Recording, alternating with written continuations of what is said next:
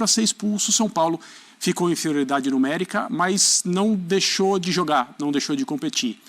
E aí, na jogada do Caleri com o Galopo, o 2-1 foi marcado de cabeça.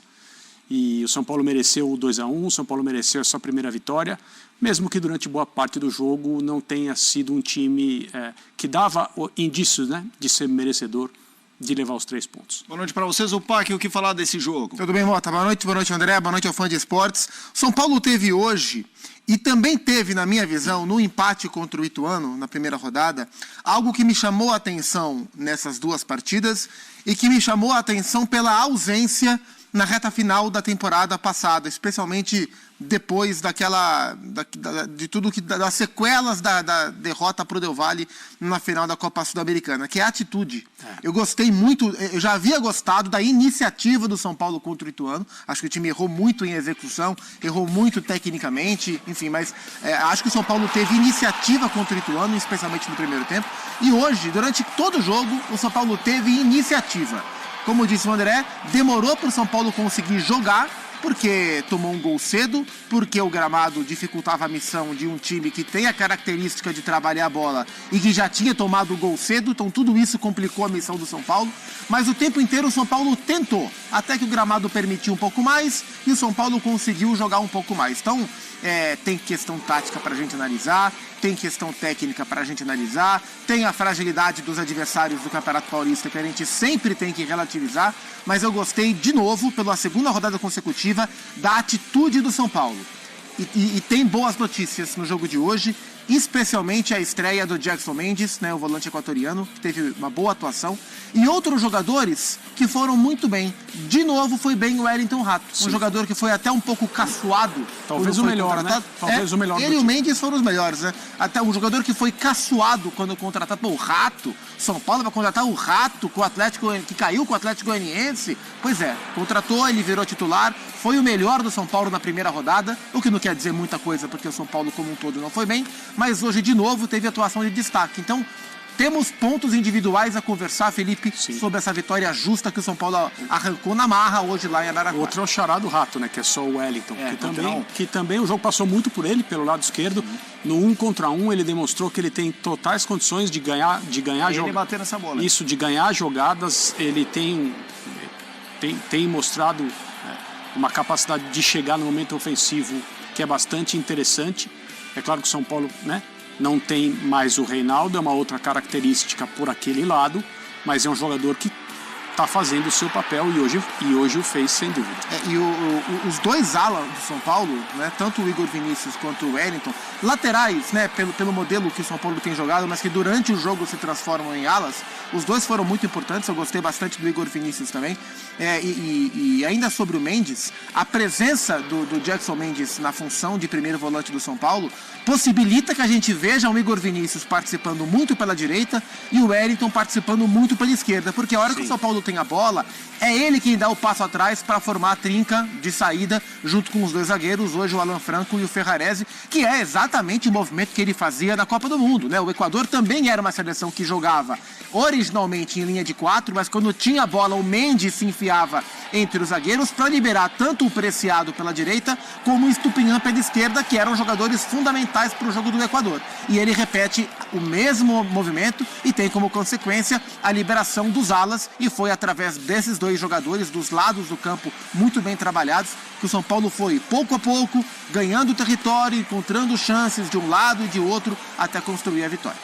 A gente, como vocês disseram, vários elementos individuais para a gente falar, vários jogadores, contextos por setor, defesa, meio e ataque.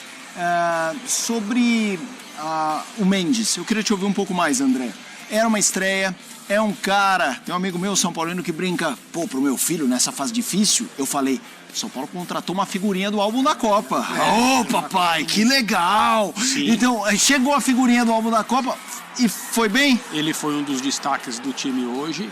Ele claramente é um jogador inteligente e para fazer o papel que ele faz em campo é preciso ter boa leitura, né? Porque é um jogador que participa o tempo todo. O jogo não acontece sem ele, né? Ou ele está envolvido na recuperação da bola, ou ele está envolvido na saída ou na distribuição um pouco mais adiante no gramado.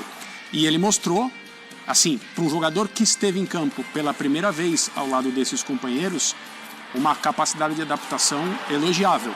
Ele foi um dos melhores do time hoje. Eu acho que o Wellington Rato foi um pouco superior a ele. Essa vitória ela foi conquistada no final, e talvez com um jogador a menos, por causa da expulsão do Pablo Maia, o 1-1 fosse aceito pela torcida, por quem analisa o jogo, pela circunstância. O São Paulo, a partir do momento que ficou com um jogador a menos, você não pode, né, cobrar o segundo gol, cobrar a vitória. Mas os jogadores não atuaram dessa maneira, né? Depois que o Pablo Maia foi expulso, o São Paulo continuou, em termos de posicionamento em relação à possibilidade de vencer o jogo, da mesma maneira. Algumas substituições foram feitas, o time continuou bem posicionado. O Mendes saiu com 31 minutos do segundo tempo, se não me engano. Essa foi a altura da substituição dele. Talvez natural por ser a estreia, pelo momento físico, por aquilo que ele já tinha entregado fisicamente, e aí começou a ficar mais complicado pela inferioridade numérica. Mas esse é um jogador que eu acho que vai ser uma das figuras do time na temporada.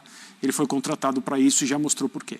Vamos falar de um assunto que é a questão ofensiva, né? No primeiro jogo ficou muito aquele debate, o Luciano, se ele tiver que recuar um pouco, vai funcionar bem. Hoje, David como titular, fez gol.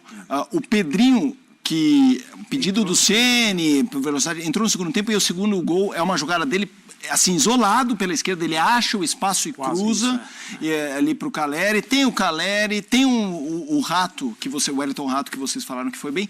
Como é que vocês imaginam esse setor ofensivo do São Paulo em relação a otimizar as fortalezas que cada um desses jogadores oferece? Eu acho que nesse momento, os 4 que jogaram hoje, nessa linha ofensiva, mas por assim dizer, são os 4 que devem, de fato, ter espaço com o Rogério, porque o Wellington Rato vem chamando a atenção pela direita e chamando responsabilidades. É um jogador que aparentemente não sentiu o peso de fazer uma troca do Atlético Goianiense para o São Paulo Futebol Clube. No momento em que o São Paulo vive, não é uma troca fácil de ser feita.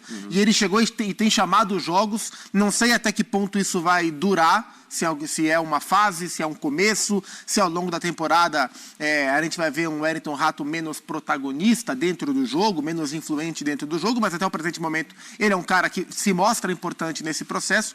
O Caleri é o centroavante do time, e hoje especificamente, né, no primeiro tempo em especial, naquele jogo no polo aquático que o São Paulo teve que jogar quando perdia por 1-0, era a bola no Caleri e ele brigando, dando trombada em zagueiro, dando tapa na frente para correr, seja para ir muito isolado, em direção mais à linha de fundo para conseguir o escanteio, porque a bola parada era amiga, né? A bola parada num jogo como esse é uma jogada muito, muito interessante. Então o Caleri é um dos craques do time ali, né?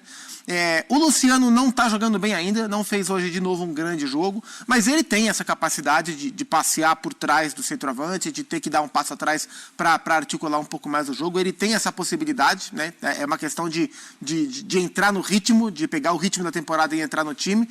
E pela esquerda, o David, ele foi eu nem acho o David um grande jogador, acho o David com algumas limitações técnicas.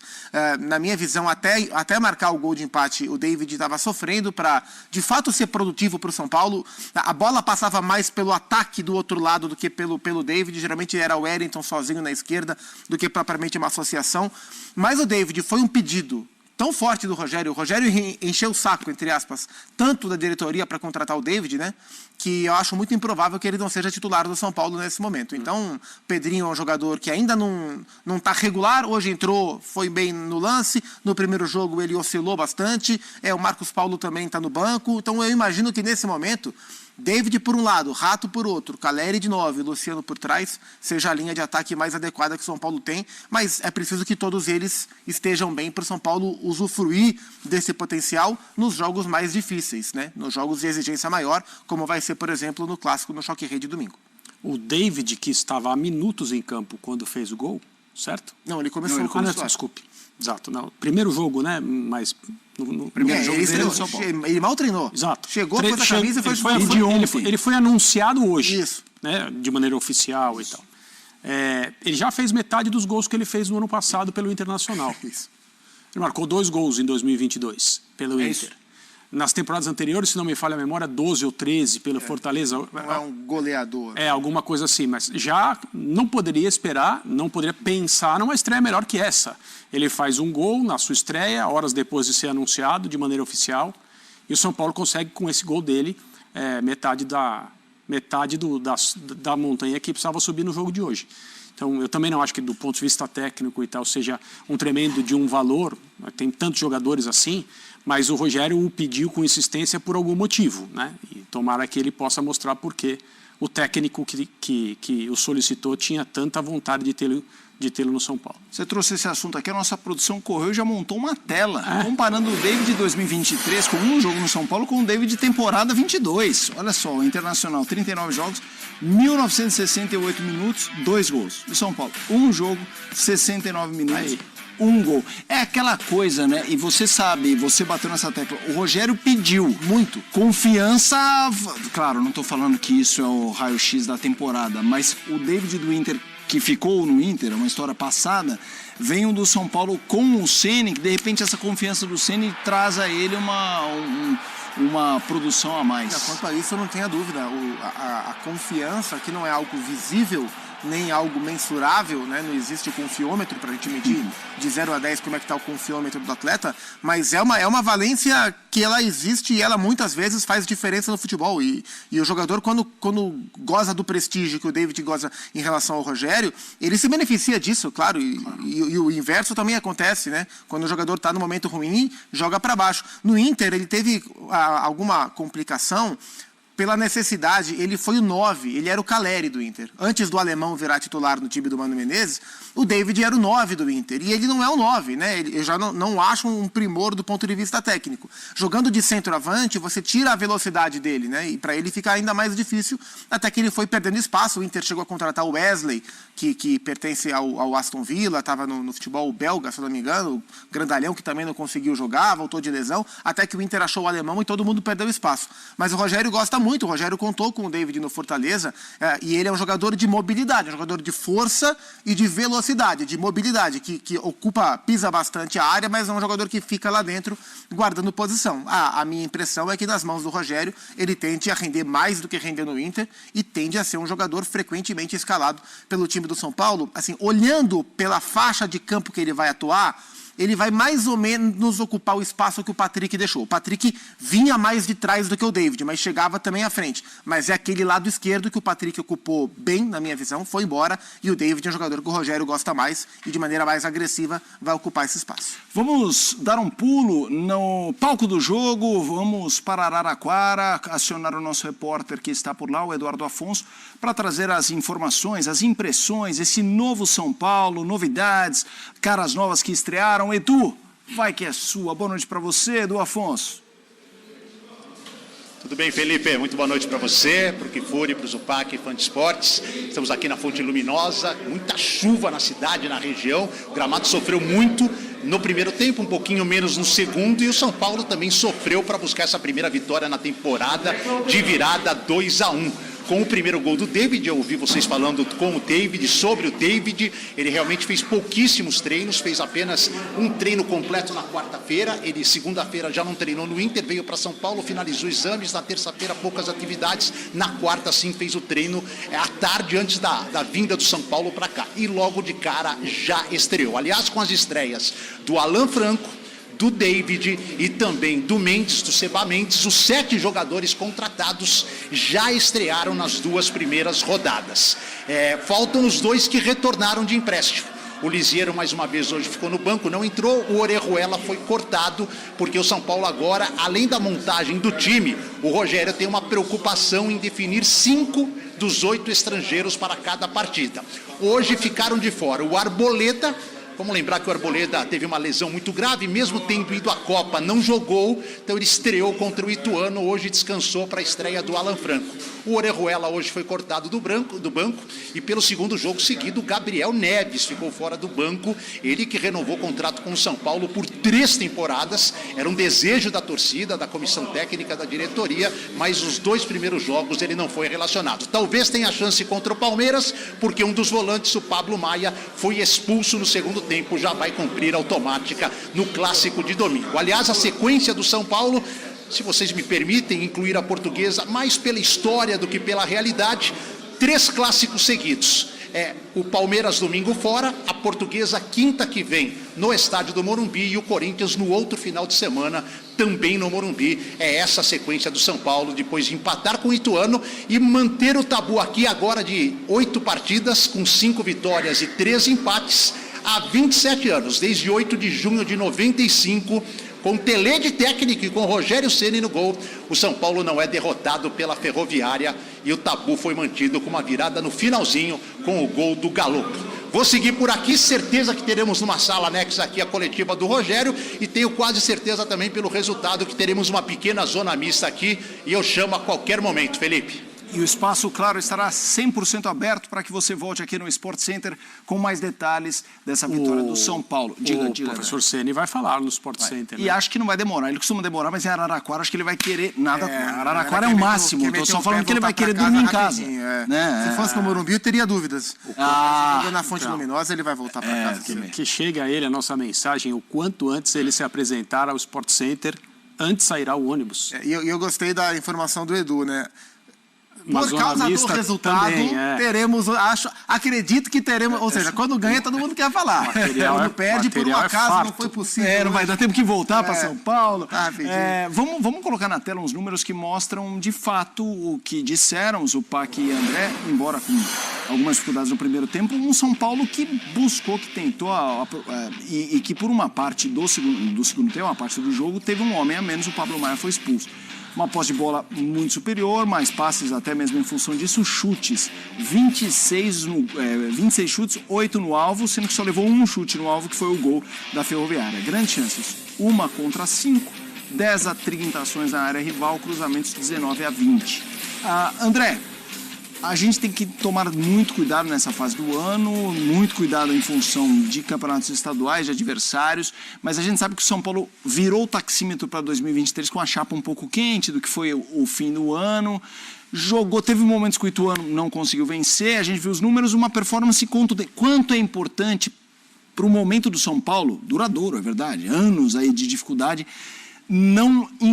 evitar sequências ruins. E 2 empates contra Ituano e Ferroviária seriam 2 resultados ruins, até pelo que disse o Edu, de clássicos que se aproximam. O empate hoje, se acontecesse com o São Paulo com 1 a menos durante boa parte do segundo tempo, não seria um resultado muito criticado, assim, um resultado muito criticado. Se o São Paulo tivesse feito a parte dele na estreia e ganhado do Ituano em casa, não foi o que aconteceu. A gente conversou sobre isso no Linha de Passe no domingo, o time saiu muito criticado do gramado do Morumbi na estreia no Campeonato Paulista, e você não pode tirar, não a razão, porque é difícil falar sobre isso agora, mas o direito do torcedor, porque foram vaias, não houve violência contra ninguém estava esperando o ônibus do lado de fora para jogar nada, etc. e tal, tomara que isso nunca aconteça, mas já aconteceu, então é importante falar. O torcedor, e o que a gente sempre diz, olha, quando são organizadas comissões de VIPs para conversar com os jogadores no CT, aconteceu no Corinthians outro dia, né? Setores das organizadas foram lá fiscalizar o trabalho futebolístico, não foi um trabalho de escola de samba, nada disso, trabalho futebolístico. Os organizados foram lá fazer uma fiscalização. Tipo, depois, daqui a algum tempo, se as coisas não andarem bem, eles vão anotar só. O compromisso conosco não foi assumido, mas essa é outra história em outro clube. Mas nesse clube também acontece. A gente sempre diz, o direito do torcedor é ir ao estádio e vaiar se ele não gostar de alguma coisa. Foi o que aconteceu. E qual a razão disso? Você disse, o taxímetro virou com a chapa pouco quente.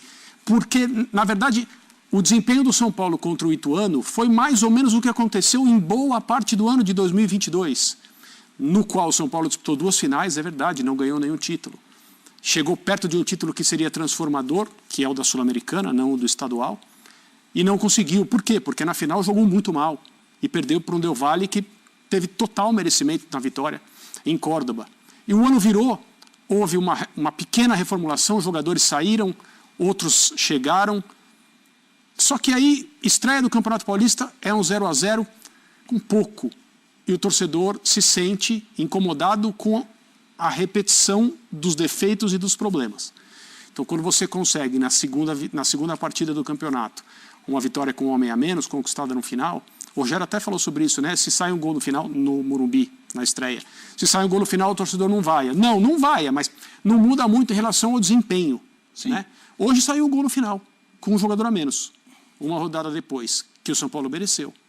Com 10 contra 11, conseguiu povoar o ataque. É difícil fazer isso. Teve gente no campo ofensivo com menos jogadores. E eu acho que isso precisa ser valorizado, o resultado e a atuação, principalmente a atuação. A atuação dá confiança, o resultado dá tranquilidade para o São Paulo prosseguir. Queria te ouvir.